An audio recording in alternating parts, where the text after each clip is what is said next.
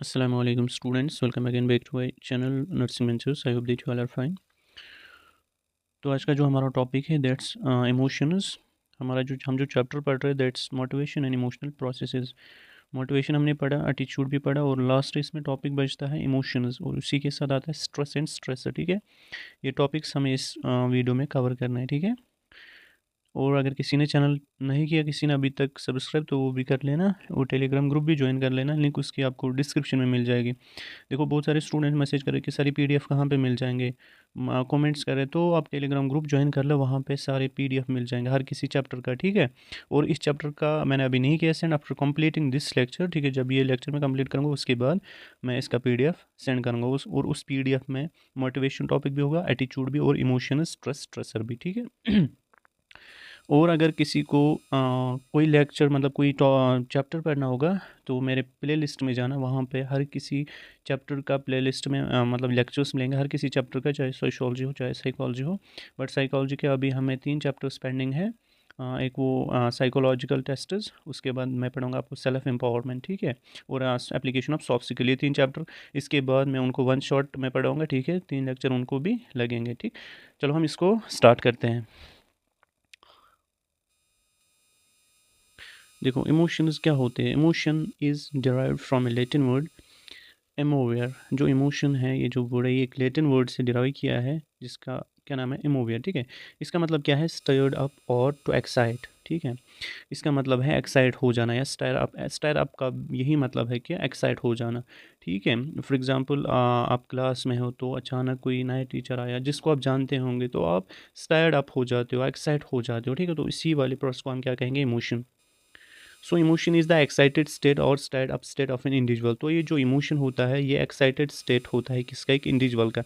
And it is purely a private experience. ठीक है, ये प्राइवेट होता है, मतलब ये इंसान को अंदर ही होता है। तो अगर किसी के इमोशंस है, आपको ये नहीं पता कि इसके अंदर पॉजिटिव इमोशंस है अभी या नेगेटिव इमोशंस है। नेगेटिव इमोशंस भी होते हैं, पॉजिटिव इमोशंस भी होते हैं। ठीक है तो ये प्राइवेट है। Next point, emotion is a full body mind behaviour response to a situation. ठीक है, इमोशन जो होता है ये है फुल बॉडी, या तो बॉडी का रेस्पॉन्स टुवर्ड्स ए सिचुएशन, या तो माइंड का रेस्पॉन्स टुवर्ड्स ए सिचुएशन, या बिहेवियर का रेस्पॉन्स टुवर्ड्स ए सिचुएशन होता है। ठीक है, उसके बाद नेक्स्ट टॉपिक, ये आपके सिलेबस में देखो, ये जो डेवलपमेंट ऑफ इमोशन है ना, उसके बाद दूसरा टॉपिक है, ठीक है, अल्ट्रेशन। तो ये जो टॉपिक सही आपके बुक में नहीं दिए हैं, ठीक है, तो जो बुक में दिया है वो नहीं पढ़ना। वहाँ पे बहुत सारे टॉपिक्स हैं इमोशन के रिलेटेड, बट वो आपके सिलेबस में है ही नहीं। तो आप क्या करोगे, पहले सिलेबस देखो इमोशंस का, उसके बाद अगर कोई खुद पढ़ेगा तो पहले सिलेबस देखो, उसके बाद आप टॉपिक पढ़ोगे। ठीक है, डेवलपमेंट ऑफ इमोशंस मतलब ये जो इमोशंस होती है ये कैसे डेवलप होती है from infant to the old age. ठीक है, emotional development refers to child's growing ability to regulate and control emotions and to form secure relationship. इसका मतलब ये है कि जो चाइल्ड होता है जब वो ग्रो होते जाता है, वो कैसे इन इमोशंस को रेगुलेट कर पाता है, कैसे इनको कंट्रोल कर पाता है। ठीक है, and form the secure relationships. Here are some keys aspects of emotional development. ठीक है, अब हम एक एक करके पढ़ेंगे। पहले हम देखेंगे इन्फेंसी का इमोशनल डेवलपमेंट कैसे होता है, वो emotionally develop. Babies can recognise emotions like, वो कैसे इमोशंस को रिकॉग्नाइज पहचानते हैं, लाइक वो जॉय, ठीक है, खुशी होगी, एंगर, ठीक है, sadness and fear as early as 8 weeks old. ठीक है, आपको समझ आया होगा। उसके बाद नेक्स्ट पॉइंट इसी में, they begin to smile and frown at this age and laugh around 3 और 4 मंथ्स। ठीक है, ये जो ये ना इन्फेंट्स होते हैं, क्या करते हैं, ये स्माइल करते हैं किस एज में, या वो मतलब हंसते हैं किस एज में, 3 और 4 मंथ्स के एज में। ठीक है, उसके बाद नेक्स्ट जो है that's childhood. Children develop more complex emotions like shyness. ये जो इमोशंस है ना, ये जो शाइनेस है या सरप्राइज है, एम्ब्रेसमेंट है, ठीक है, शेम, गिल्ट, प्राइड, एम्पैथी, ये जो ये वाले इमोशंस है, ये कब चिल्ड्रन डेवलप करता है। ठीक है, ये मतलब चाइल्डहुड में ये डेवलप करता है एक बच्चा, इन्फेंस में नहीं। इन्फेंस में मैंने आपको बोला वो लाह करता है, स्माइल करता है। ठीक है, shame, guilt, pride, empathy, they also learn to identify emotions, understand why they happen and how to manage them. ठीक है, वो ये जो इमोशंस होते हैं, ये इनको अंडरस्टैंड भी कर पाते हैं और क्यों होते हैं, और उनको मैनेज भी कर पाते हैं। ठीक है, नेक्स्ट उसके बाद है adolescence. Young people become more aware of their own feelings and the feelings of others. ये जो एडुल्ट्स जो पीपल होते हैं, ठीक है, ये जो यंग पीपल होते हैं, क्या करते हैं, इनमें फीलिंग्स आ जाती है, वो अवेयर हो जाते हैं अपने फीलिंग्स के बारे में, और जो बाकियों की फीलिंग्स भी हैं उनको भी, उनके बारे में भी अवेयर होते हैं, ठीक है, उनकी फीलिंग्स कैसी है, हमारी फीलिंग्स कैसी है। हाउएवर देयर परसेप्शंस में स्टिल बी टेंशंस, बट जो देयर जो परसेप्शन होता है ना, वो अभी भी कम होता है, ठीक है। परसेप्शन मतलब किसी चीज़ को, मैंने आपको बोला परसेप्शन पढ़ा है अभी, ठीक है। इमोशनल इंटेंसिटी में increase due to hormonal change. जो एडोलसेंस में जो इमोशनल इंटेंसिटी है ना, मतलब किसी चीज़ को मतलब ये ना समझने की क्षमता या इमोशनली, ठीक है, तो वो इंक्रीज़ होता है उसकी इंटेंसिटी, क्योंकि हार्मोनल चेंज की वजह से ये इंक्रीज़ हो जाता है। उसके बाद नेक्स्ट जो है that's adulthood, greater understanding of emotions and increased control over emotional responses. ये जो एडल्टहुड एज होती है, ठीक है, इसमें जो इमोशंस पे कंट्रोल होता है ना, बहुत ज़्यादा होता है, ठीक है। Managing emotions in the context of work, family and social life. ये जो increase emotional regulation with a better balance of positive and negative emotions.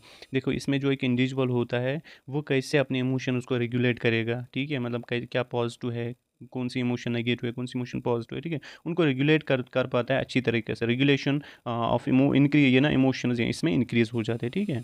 उसके बाद next point, increased capacity for empathy especially in relationships with children and aging parents। इसमें जो empathy होती है ना, वो उसकी जो कैपेसिटी है, एम्पैथी मतलब किसी के साथ अच्छा बर्ताव करना, अच्छा सलूक करना, अच्छे से पेश आना, ठीक है, वो इंक्रीज़ होता है इसमें, ठीक है, वो वाली इमोशंस वो इंक्रीज़ होती है। लाइक रिलेशनशिप्स विद चिल्ड्रन के साथ खेलना, बातचीत करना अच्छी तरीके से, या एजिंग पेरेंट्स के साथ, ठीक है।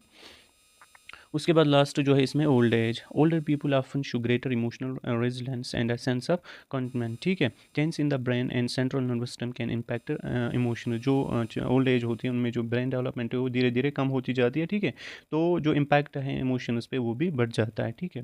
इमोशंस में डिक्लाइन विद एज, जो इमोशंस होती है वो कम होती जाती है ड्यू टू एज, ठीक है। आफ्टर रिटायरमेंट, देखो यहाँ पे कैसे, फॉर एग्जांपल कोई बंदा वो रिटायर हो गया, तो work demands are eliminated and daily activities become more routine fewer stressors. देखो यहाँ पे जो बंदा होता है ना, जो जॉब कर रहा होगा, तो उसको थोड़ा सा स्ट्रेस भी ज़्यादा होता है, ठीक है। क्यों होता है, क्योंकि उसको पता है कि मुझे वहाँ पे काम करना है, ये करना है। जब बंदा रिटायर होता है तो ये क्या होते हैं, इमोशंस ये कम होती जाती है, ठीक है, क्योंकि जो डिमांड्स होते हैं, वर्क डिमांड्स होते हैं, वो एलिमिनेट, वो ख़त्म हो जाते हैं। अब वो क्या करने लगता है, डेली एक्टिविटीज़ जो वर्क होते हैं उनको करने लगता है, ठीक है। उसके बाद अल्ट्रेशन ऑफ इमोशन, ये भी आपके बुक्स में नहीं मिलेगा आपको, बट आपके सिलेबस में है, तो ये पढ़ना है हमें, ठीक है। अल्ट्रेशन ऑफ इमोशंस, ठीक है, अल्ट्रेशन मतलब इमोशंस में चेंज आना, कैसे आती है अब हम ये देखेंगे। Alteration of emotion refers to the process of modifying, मतलब चेंज और changing one's emotional state whether consciously और अनकॉन्शियसली, ठीक है। पहला जो है दैट्स कॉग्निटिव रीअप्रेजल। अब हम ये देखेंगे पहला, changing the way we interpret or think about a situation in order to alter the emotional response to it। देखो हम किसी भी सिचुएशन में, मतलब हम किसी भी सिचुएशन के बारे में सोच रहे हैं, ठीक है, तो जिस सिचुएशन के बारे में हम सोच रहे हैं, मतलब किसी भी तरीके से या किसी भी वे में हम किसी भी सिचुएशन के बारे में सोच रहे हैं, तो उसको हमें क्या करना है, चेंज करना है, ताकि जो इमोशनल रेस्पॉन्स उसकी तरफ है वो चेंज हो जाए, ठीक है। उसके बाद एग्जाम्पल यहाँ पे मैंने दिया है, viewing a challenging work situation as an opportunity for growth और rather than a threat can reduce anxiety and increase motivation. देखो यहाँ पे क्या है, अगर कोई आपको चैलेंज देगा, आप ये काम करो, ठीक है, तो आपको क्या करना है, आपको वो अपॉर्चुनिटी समझ के करनी है, मतलब कि जो मेरी ये ना, मतलब मेरी उस पर जो वर्क कर रहा हूँ, ठीक है, उसको वो ग्रो हो जाए, आया समझ। आपका जो मतलब ये देखो यहाँ पे, viewing a challenging work situation as an opportunity for growth rather than a threat can reduce anxiety and increase motivation, ठीक है। देखो आपको किसी ने चैलेंज दिया, ठीक है, ये काम करो, तो आपको वो काम करना है अपॉर्चुनिटी समझ के, ठीक है। अगर आप वो काम नहीं करोगे तो आप डर जाओगे, ठीक है, आप डर जाओगे और आप में एनजाइटी प्रोड्यूस होगी, आप में एनजाइटी आएगी और आपको मोटिवेशन भी कम हो जाएगी। अब अगर आप ये काम एज अपॉर्चुनिटी मतलब करोगे फॉर ग्रोथ, ठीक है, किसके बजाय, थ्रेट के बजाय, ठीक है, इसकी वजह से जो एनजाइटी है और मोटिवेशन है, एक तो एनजाइटी कम हो जाएगी और जो आपकी मोटिवेशन है वो इंक्रीज़ हो जाएगी उससे, ठीक है। आपको इस चैलेंज को एक्सेप्ट करना है। नेक्स्ट जो है second, emotion regulation strategies. Engaging in activities like deep breathing, meditation or listening to calming music to reduce negative emotions such as stress और anger. देखो अगर कहीं कभी आपको इमोशंस होंगे, नेगेटिव इमोशंस होंगे, लाइक स्ट्रेस होगा आपको या एंगर होगा, ठीक है, तो आप क्या करोगे, आप एंगेज हो जाएंगे उन एक्टिविटीज़ में जो कि आपका जो स्ट्रेस है या एंगर है रिड्यूस करेंगे, ठीक है, लाइक आप मतलब म्यूज़िक सुनोगे, ठीक ठीक है, या डीप ब्रीथिंग लोगे तो उसकी वजह से जो आपका स्ट्रेस या एंगर होता है वो रिड्यूस होता है.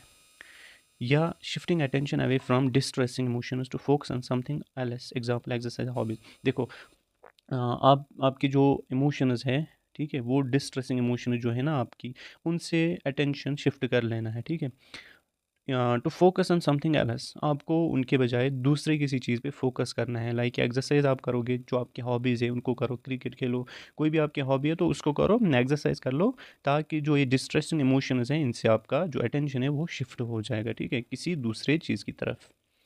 उसके बाद नेक्स्ट हम अल्ट्रेशन पढ़ रहे, ठीक है, social influence. Observing others cope with emotions in a healthy way can provide cues on how to regulate one's own emotions. देखो आप कोई बंदा है, उसकी जो इमोशंस है ना वो पॉजिटिव है, बट यहाँ से आप जा रहे हो आप में नेगेटिव इमोशंस है, तो आप देखो कि उस बंदे के उसमें कैसे ये पॉजिटिव इमोशंस है. जब आप उनको ऑब्जर्व करोगे, अच्छे से करोगे, उसके बाद आपकी जो इमोशंस है, आपके जो ओन इमोशंस है, उनको आप अच्छी तरीके से रेगुलेट कर पाओगे, ठीक है. नेक्स्ट इसमें physical activities. Physical activities can alter emotions by releasing endorphins which promote feeling of happiness and reduce stress. देखो जब आप फिजिकल एक्टिविटी करते हो ना, एक्सरसाइज करते हो या राइडिंग करते हो, दौड़ते हो, ठीक है, तो उसकी वजह से रिलीज़ होते हैं हार्मोन्स, एंडोर्फिन्स रिलीज़ होते हैं, तो वो क्या करते हैं, वो देते हैं हमें फीलिंग ऑफ हैप्पीनेस या वो रिड्यूस करते हैं किसको, स्ट्रेस को, ठीक है. उसके बाद next that's mood alternating substances. यहाँ पे देखो आपने कंज्यूम किया अल्कोहल या आपने ड्रग्स किया consume, this can alter emotions temporarily. ये जो ड्रग्स या कोई कंज्यूम कर रहा है अल्कोहल, ठीक है, इसकी वजह से जो इमोशंस है वो टेम्पोरली चेंज होते हैं, अल्टर होते हैं, but may not lead to lasting emotional wellbeing. वो जो आपका जो इमोशनल स्टेट है वो मतलब बहुत देर तक, बहुत टाइम तक उसको ख़राब नहीं करेंगे, ठीक है, बट ये क्या है, temporary. Over use can also lead to emotional instability. अगर आप ज़्यादा करोगे तो आप इमोशनली इंस्टेबल हो जाओगे, ठीक है, तो इसकी वजह से भी चेंज होता है इमोशंस. Change of environment. तो अगर आपका इन्वायरमेंट आप चेंज हो गया, ठीक है, change in physical surrounding such as vacation और a walk in nature can alter emotions. देखो आपके अंदर अभी नेगेटिव इमोशंस है, स्ट्रेस है, आपको एंगर है, आपको किसी भी चीज़ के बारे में, या माँ बाप ने डांटा तो आपको एंगर होगा, स्ट्रेस होगा अंदर से, अब मैं क्या करूँ, या एग्ज़ाम होता है ना, एग्ज़ाम के दौरान बहुत स्ट्रेस होता है, तो आप क्या करोगे, आप वॉक करोगे, सुबह मॉर्निंग में वॉक करोगे या वेकेशंस पे जाओगे, ठीक है, तो उसकी वजह से जो आपके इमोशंस है वो अल्टर हो सकती है. उसके बाद नेक्स्ट जो टॉपिक है दैट्स इमोशंस इन सिकनेस. ठीक है, जो इमोशंस है इनकी वजह से क्या इम्पैक्ट पड़ता है हमारी हालत पे, तो उसी का मतलब है emotions in sickness. Emotions play a big role how we think and how we behave. Poor emotional health can weaken body's immune system, vulnerable to infection during emotionally difficult times. देखो अगर हमारा जो इमोशनल हेल्थ है, ठीक है, वो poor है, वो बहुत ज़्यादा वीक है, तो उसकी वजह से जो हमारा बॉडीज़ का इम्यून सिस्टम है, ये आपको पता है, वो वीक हो जाएगा. तो जब वो वीक हो जाएगा तो इन्फेक्शन का खतरा ज़्यादा होता है, ठीक है. Also, when you don't feel good, you may not take care of your health as well as you should. देखो जब आप मतलब फील अच्छा नहीं कर पाते हो, आप आपके अंदर बहुत ही मतलब नेगेटिव इमोशंस है, तो आप फील नहीं कर पाते हो गुड, ठीक है, और जब आप फील नहीं कर पाते हो तो गुड, तो आपका जो हालत है उसको भी आप अच्छी तरीके से क्या नहीं कर सकते, केयर नहीं कर सकते हो, ठीक है. आपका स्लीप पैटर्न चेंज होता है, आपका जो खाने का पैटर्न है वो भी अल्टर हो जाता है, तो उसकी वजह से हालत पे इम्पैक्ट पड़ जाता है. अब्यूज़ ऑफ अल्कोहल, मैंने आपको अभी बोला, अब्यूज़ ऑफ अल्कोहल या टबैको, ठीक है, या कुछ drugs, sign of poor emotional हालत, इनकी वजह से जो आपका इमोशनल हालत है वो पुअर बन जाता है. Fear, sadness, and vulnerability. These are transient feelings that people may experience when they are sick. ठीक है, fear या sadness, ठीक है, इनकी वजह से, ठीक है, they are sick. Anxiety, depression, these can be long lasting.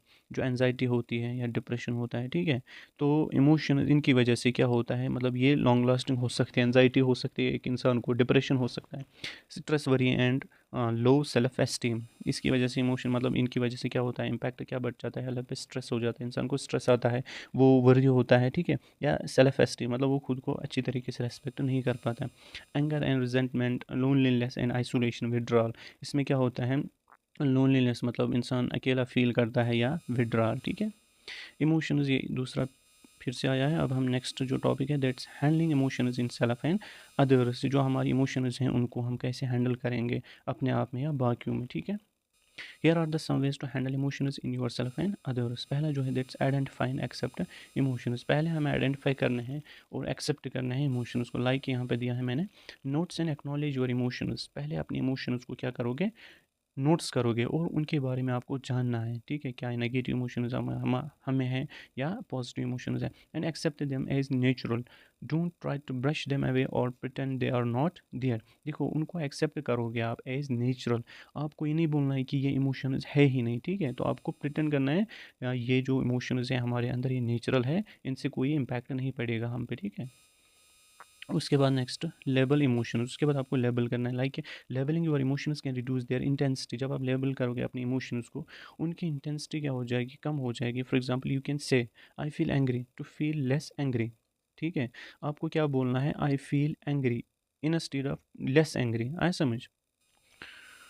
Consider the trigger, आपको उसके बाद कंसिडर क्या, ट्रिगर मतलब when addressing someone else's behaviour try to get to the core of the trigger. देखो जब आप मतलब किसी के बिहेवियर के बारे में बात कर रहे हो तो आपको क्या करना है, ट्राई करना है जो उसके मतलब बिहेवियर का जो ट्रिगर पॉइंट है उसको क्या करना है आपको, मतलब लेना है वहाँ पे। You can ask I noticed can you tell me why you did that. आपको बोलना है कि उसको मैंने नोटिस किया, मतलब ट्रिगर पॉइंट, आपने ऐसा ऐसा क्यों किया, ठीक है। उसके बाद next behaviour of verbal behaviours, ठीक है, अवेयर रहना है आपको, सॉरी नॉन वर्बल बिहेवियर्स, ऐसा समझ। प्रैक्टिस सेल्फ केयर, उसके बाद आपको क्या करना है, प्रैक्टिस सेल्फ केयर का मतलब क्या होता है, try doing things that make you happy. Example exercise, hobby, आपको क्या करना है, अपने आप का केयर करना है, लाइक वो चीज़ें करनी है जो आपको खुश रख सकते हैं, एक्सरसाइज करनी है, हॉबी, ठीक है। उसके बाद नेक्स्ट टॉक टू अदर्स, अगर आप मतलब फील कर रहे हो अलोन, ठीक है, अकेलापन महसूस कर रहे हो तो दूसरों के साथ बात करनी है आपको। Talking about yours feeling with a friend, आपके अंदर जितने भी फीलिंग्स है वो अपने फ्रेंड के साथ शेयर करो, ठीक है, बट जो मेरा फ्रेंड है वो कभी नहीं करता है, ठीक है। पेरेंट और other trusted adult can help you explore your emotions and think about things differently, और other trusted adult can help you. देखो या तो फ्रेंड्स के साथ करो शेयर, या अपने पेरेंट्स के साथ, या बाकी जो जिन पे आप भरोसा करते हो उनके साथ अपनी फीलिंग्स को शेयर करो, ठीक है। जो आपके इमोशंस हैं उनके बारे में वो एक्सप्लोर हो जाएंगे। And think about things differently, जो बाकी एक जो है वो एक तरीके से सोचेगा, दूसरा दूसरे तरीके से सोचेगा, तो आपके जो इमोशंस हैं, अगर नेगेटिव इमोशंस हैं उनका सोल्यूशन वो फिर ढूंढेंगे, ठीक है। उसके बाद next practice relaxation skills, learn relaxation skills to help you manage emotions. आपको रिलैक्सेशन स्किल्स मतलब वो स्किल्स मतलब सीखने हैं जो आपको रिलैक्स करेंगे, ठीक है, तो उनकी वजह से क्या होगा, आपका जो इमोशंस है वो मैनेज हो जाएंगे, वो कम हो जाएंगे। उसके बाद seek help, if you have feeling of sadness और worry more than a couple of weeks, अगर आपको मतलब फीलिंग ऑफ सैडनेस है बहुत ज़्यादा, या बहुत परेशान है बहुत मतलब हफ्तों से बहुत टाइम तक, तो आप किसी की हेल्प भी ले सकते हैं, ठीक है। उसके बाद नेक्स्ट लास्ट इसमें टॉपिक है that stress and adaptation. Stress क्या होता है, स्ट्रेस इज अ कंडीशन और feeling experience when person perceives that demands exceeds the personal and social resources the individual is unable to mobilise. देखो stress कब आता है, जब एक इंसान वो फील करता है, ठीक है, या एक्सपीरियंस करता है, या वो मतलब परसीव कर लेता है, क्या करता है परसीव, जो उसके डिमांड्स है वो एक्सीड कर पाते हैं पर्सनल या सोशल रिसोर्सेज से, ठीक है। जो उसकी डिमांड्स है यहाँ पे लिखा है ना, man person perceive the demands exceeds था, जो उसकी डिमांड्स है जितने भी डिमांड्स है वो एक्सीड करते हैं। जब डिमांड्स एक्सीड करेंगे ना तो जो इंडिविजुअल है वो अनेबल होता है उन डिमांड्स को मोबिलाइज करना, ठीक है। तो इस वाले हम क्या कहेंगे, स्ट्रेस, या दूसरी डेफिनेशन यहाँ पे है, stress is the arousal of body and mind in response to demands made upon them. देखो यहाँ पे जो स्ट्रेस होता है, एरोजल ऑफ बॉडी, एरोजल मतलब यहाँ पे कि मतलब स्ट्रेस, ऐसा stress is the arousal of body and mind in response to demands made upon. ये जो एरोजल वर्ड यहाँ पे है इसका मतलब है कि स्टेट ऑफ स्ट्रेस या फियर, ऐसा समझ, किसका, बॉडी का या माइंड का, इन रेस्पॉन्स टू डिमांड्स, ठीक है, जितने भी डिमांड्स है, अगर आपके डिमांड ज़्यादा आ रहे हैं तो आप में स्ट्रेस हो जाएगा। तो बॉडी का जो स्टेट है एरोजल ऑफ बॉडी या माइंड का, ठीक है, वो उनकी तरफ मतलब उतना ज़्यादा हो जाए कि आप लोगों को स्ट्रेस हो जाएगा। To demands made upon them, अगर डिमांड ज़्यादा बढ़ेंगे तो आपको स्ट्रेस बढ़ेगा, ये तो सिंपल सी बात है, ठीक है। उसके बाद स्ट्रेसर्स, स्ट्रेसर्स क्या होते हैं, ये मतलब स्ट्रेसर्स यानी स्टूमले, ये स्टूमले होते हैं जो कि एक इंसान को एक्सपीरियंस कराते हैं स्ट्रेस, आए समझ, मतलब ये काज ऑफ स्ट्रेस है, ऐसे स्ट्रेसर्स काज ऑफ स्ट्रेस है, ठीक। उसके बाद नेक्स्ट स्ट्रेसर्स इंक्लूड इधर पॉजिटिव और नेगेटिव। जो स्ट्रेसर है तो होते हैं ना, ये पॉजिटिव भी हो सकते हैं और नेगेटिव भी। लाइफ इवेंट्स और एग्जांपल डेथ है यहाँ पे, ये क्या है, ये है नेगेटिव स्ट्रेसर। डाइवोर्स, ठीक है, ये भी क्या है, नेगेटिव स्ट्रेसर। न्यू जॉब, ये क्या है, पॉजिटिव। मैरिज, पॉजिटिव स्ट्रेसर, ठीक है। उसके बाद स्ट्रेसर्स कॉज प्रेशर, चैलेंज और डिमांड्स इन लाइफ। जो स्ट्रेसर्स है ना, यही काज कराते हैं असल में स्ट्रेस, ठीक है। अब हम देखेंगे इसके बाद यहाँ पे स्ट्रेस साइकिल। अब हम देखेंगे स्ट्रेस साइकिल, ये जो स्ट्रेस है ये कैसे आता है एक इंडिविजुअल में, ठीक है। इसका साइकिल हम देखेंगे। Stress is both acute and chronic effects on physiology as well as psychology of an individual. जो स्ट्रेस है ना, ये एक इंडिविजुअल पे एक्यूट ये स्ट्रेस भी डालता है, बोथ, ठीक है, क्रोनिक भी इफेक्ट, एक्यूट इफेक्ट भी और क्रोनिक इफेक्ट भी। किस पे, एक तो फिजियोलॉजी, ठीक है, और साइकोलॉजी पे भी, ठीक है। एक्यूट मतलब जो कि बहुत कम टाइम तक रहेगा और क्रोनिक बहुत ज़्यादा देर तक रहेगा, ठीक है। A person is not able to successfully adapt with changing situation में रिजल्ट इनटू डिस्ट्रेस। अगर कोई इंडिविजुअल वो मतलब एबल नहीं है कि जो उसमें मतलब जो चेंजिंग सिचुएशन है ना, वो सिचुएशन जो इसमें स्ट्रेस लाती है, उनको अडाप्ट नहीं कर पाता है अच्छे से, तो उसमें डिस्ट्रेस आ सकता है, ठीक है, मतलब इलनेस हो सकती है। Virus successfully adaptation leads to wellness. अगर उसमें अडाप्टेशन आएंगे, ठीक है, या अगर कोई ऐसी सिचुएशन आएंगी, ठीक है, मतलब जो वो अडाप्ट कर पाता है, ठीक है, वो उसको अडाप्ट अच्छी तरीके से कर पाता है, तो उसको वेलनेस आ सकती है। अगर नहीं तो इलनेस हो सकती है, ठीक है। अब यहाँ पे देखो ये जो साइकिल है, पहले इसमें क्या है, स्ट्रेसर, ये मैंने आपको बोला। उसके बाद रिएक्शन टू स्ट्रेस, हमें एक एक करके पढ़ना है। पहले स्ट्रेसर होता है जो कि काज करता है स्ट्रेस। उसके बाद रिएक्शन टू स्ट्रेस, किस तरीके से रिएक्ट हम करते हैं उस स्ट्रेसर को। उसके बाद wear and tear of the body systems, मतलब जो डैमेज होना, ग्रेजुअली डैमेज होना, हमारे जो बॉडी सिस्टम है वो ग्रेजुअली डैमेज होते हैं, ठीक है। रिड्यूसेस ऑप्टिमम हेल्थ, ठीक है। उसके बाद जो हेल्थ है हमारा, गुड हेल्थ है, वो बैड हेल्थ में कन्वर्ट होता है। इंक्रीज सेंसिटिविटी टू स्ट्रेस, जो स्ट्रेस है उसकी तरफ जो सेंसिटिविटी है ना वो इंक्रीज हो जाती है। जब सेंसिटिविटी इंक्रीज हो जाएगी तो वो फिर से स्ट्रेसर बन जाता है, तो ये साइकिल चलता रहता है। अब हम देखेंगे पहला जो है हमारा that stressor. Stressor can be internal. Stressor हमने ऊपर पढ़ा, ये वो स्टूमुलस है जो कि काज करता है stress. Stressor can be internal, ये इंटरनल भी हो सकती है। एग्जिस्ट मतलब exist with in an individual, जो कि इंडिविजुअल में पाए जाते हैं। एग्जांपल यहाँ पे फीवर है, तो ये स्ट्रेसर है, इसकी वजह से स्ट्रेस हो सकता है। इलनेस है, ठीक है, ये भी एक इंटरनल स्ट्रेसर है। नेक्स्ट जो है दैट्स एक्सटर्नल स्ट्रेसर। एग्जांपल यहाँ पे नॉइज़ है, नॉइज़ हम बहुत ज़्यादा शोर है, ठीक है, बहुत ज़्यादा नॉइज़ है, तो वहाँ पे स्ट्रेस आ जाता है, तो ये भी एक स्ट्रेसर है। डेथ है, ठीक है, ये भी एक स्ट्रेसर है। डेथ मतलब अगर किसी रिलेटिव की हो जाएगी तो वहाँ पे ये भी एक स्ट्रेसर बन जाता है। नेक्स्ट जो है सेकंड स्टेप, इसमें रिएक्शन टू स्ट्रेस। हम कैसे इस पर रिएक्शन करते हैं अपॉन एनकाउंटरिंग ए स्ट्रेसर। जब एक स्ट्रेसर मतलब हमारी बॉडी पे एनकाउंटर करता है, ठीक है, लाइक डेथ होती है किसी की, हमने अभी बड़ा नॉइज़ है या फीवर है या इलनेस है, बॉडी रिएक्ट्स विद फाइट और flight response and sympathetic nervous system is activated. देखो, जब sympathetic nervous system SNS activate हो जाता है ना, वो एक्टिवेट करता है किसको, फाइट और फ्लाइट रिस्पॉन्स को। मतलब वो हार्मोन्स को सिक्रीट करते हैं, लाइक आपको पता है कि कॉर्टिसॉल है, एड्रेनलिन है, ठीक है।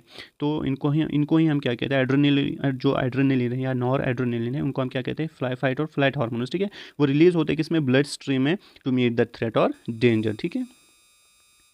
Next wear and tear of the body system. Wear and tear का मतलब होता है gradual damage. Human body try to cope, जो हमारी बॉडी है वो मतलब कोशिश करती है जो ये स्ट्रेस है इसको कोप अप करने की, ठीक है, by activating sympathetic nervous system. मतलब वो क्या करेगा, वो हमने ऊपर पढ़ा, वो हार्मोन सिक्रीट करता है। रिड्यूस ऑप्टिमम हेल्थ, उसके बाद नेक्स्ट सिस्टम क्या है, reduce optimum health. If stressor sustain, अगर ये स्ट्रेसर्स है, अगर ये बहुत देर तक रह गए, ठीक है, लाइक अगर कोई बीमार है बहुत ज़्यादा देर तक, तो उसको बहुत ज़्यादा स्ट्रेस आ जाता है, जो बॉडी का हालत है वो ऑप्टिमम हालत है वो रिड्यूस हो जाता है। Body's capacity health of the person deteriorate and leads to many health issues. इसकी वजह से बहुत ज़्यादा हेल्थ इश्यूज़ होते हैं, लाइक यहाँ पे हाइपरटेंशन होती है, डायबिटीज़ एक्स्ट्रा, ठीक है। उसके बाद next increase sensitivity to stress. Next step क्या है, इंक्रीज सेंसिटिविटी, मैंने ऊपर बोला आपको। If stress is not resolve adaptively it may increase the person sensitivity to subsequent stressor. In such condition person में, देखो यहाँ पे अगर यहाँ पे स्ट्रेस जो है वो रिजॉल्व नहीं हुआ, ठीक है, वो ख़त्म नहीं हुआ, तो उसकी वजह से जो सेंसिटिविटी है ना किसी और स्ट्रेसर की तरफ एक इंडिविजुअल की, वो बढ़ जाएगी। तो उसकी वजह से क्या होगा, इन सच कंडीशन पर्सन में रे experience the traumatic events more severely. उसके बाद ये जो साइकिल है ये चलता जाएगा, ठीक है, उसको ज़्यादा स्ट्रेस आता जाएगा। उसके बाद इफेक्ट ऑफ स्ट्रेस, इस पर क्या इफेक्ट पड़ जाता है हमारी बॉडी पे, ठीक है।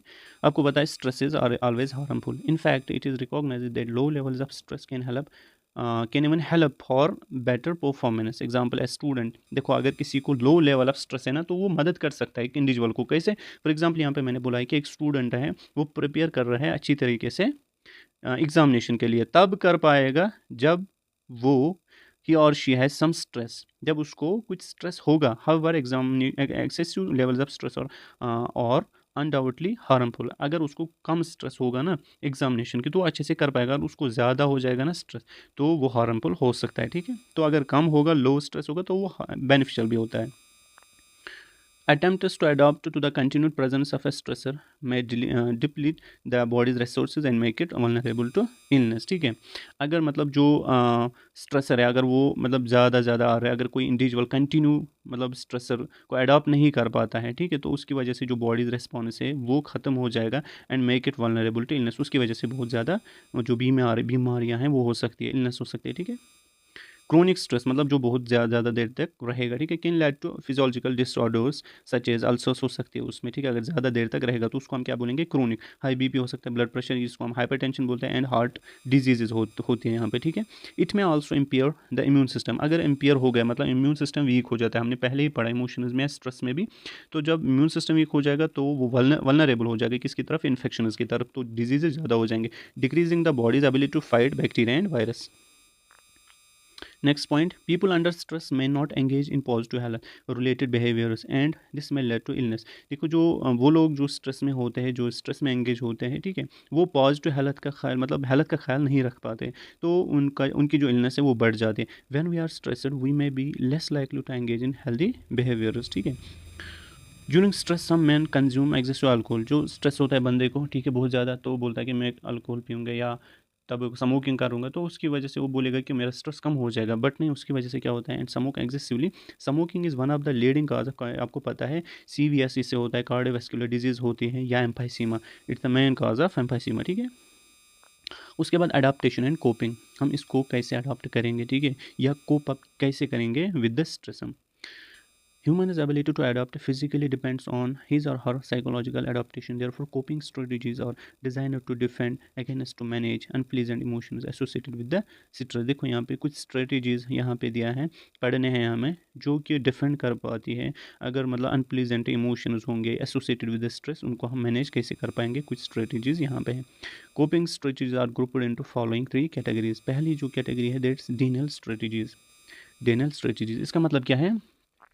These strategies aim primarily at suppressing anxiety associated with stress। ये क्या करते हैं?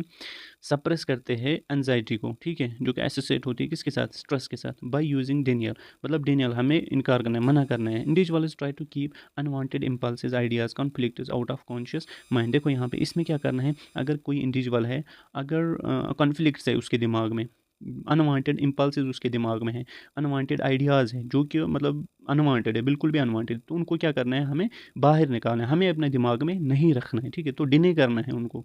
तो उसकी वजह से जो हमारा स्ट्रेस है, एनजाइटी है, वो कम हो जाएगा, ठीक है। Example, death of loved one. अगर कोई मतलब गुजर आए, ठीक है, किसी की डेथ हुई जो हमारा रिलेटिव होगा, तो हमें अगर हम ज़्यादा देर तक रहेंगे, ठीक है, अपने दिमाग में रखेंगे, तो हमें बहुत ज़्यादा स्ट्रेस हो सकता है, ठीक है, तो हमें उतना नहीं रखना है, समझ। माल अडॉप्ट टू कोपिंग स्ट्रेटजीज। दूसरी स्ट्रेटजी क्या है? In this an individual accepts and acknowledge about facts of stress. देखो यहाँ पे एक इंडिविजुअल है, हमने पहले भी पढ़ा, उनको एक्सेप्ट करना है, जितने भी स्ट्रेस इमोशंस है उनको एक्सेप्ट करना है। और एक्सेप्ट ऐसे करना है कि बोलना है कि ये नेचुरली है, ऐसा नहीं बोलना है कि जो हमें स्ट्रेस है ये है ही नहीं अवेलेबल, ठीक है, ये है ही नहीं नेचर में, but this stressful condition has great emotional impact which an individual may not be able to tolerate. So an individual ignores some aspects of emotions to avoid the psychological distress, ठीक है। देखो अगर वो emotions को, मैंने बोला stress को क्या करना है, आपको बोल एक्सेप्ट करना है, बट किसी सिचुएशन में आपको एक्सेप्ट नहीं करना है। अगर आप एक्सेप्ट करोगे तो आप पे बहुत इफेक्ट पड़ सकता है, ठीक है, तो वहाँ पे आपको इग्नोर करना है, उनको आप टॉलरेट नहीं कर पाओगे, ठीक है। So in individual ignore some aspects of emotions to avoid the psychological distress. This coping can be maladaptive and unhelpful to both individual and situations because they prevent appropriate action to solve the problem, for example blame। ऐसा समझ। उसके बाद third जो last strategy है, let's adopt to coping strategies, ठीक है। These strategies are those in which an individual understands both facts and accompany emotions of stressful conditions. ठीक है, आपको समझ आया? उसके बाद next, these strategies are adapted for promoting psychological adjustment to new circumstances and stimulating appropriate actions to new reality. ठीक है, तो ये था आज का हमारा टॉपिक इमोशंस, ये हो गया हमारा ख़त्म। इंशाल्लाह अब हम नेक्स्ट चैप्टर उठाएंगे साइकोलॉजिकल टेस्ट, उसका मैं वन शॉट वीडियो बनाऊंगा, मैंने वो बनाए नोट्स, बस अब अपलोड करना है। इंशाल्लाह मिलते हैं नेक्स्ट वीडियो में, तब तक के लिए अल्लाह हाफिज़।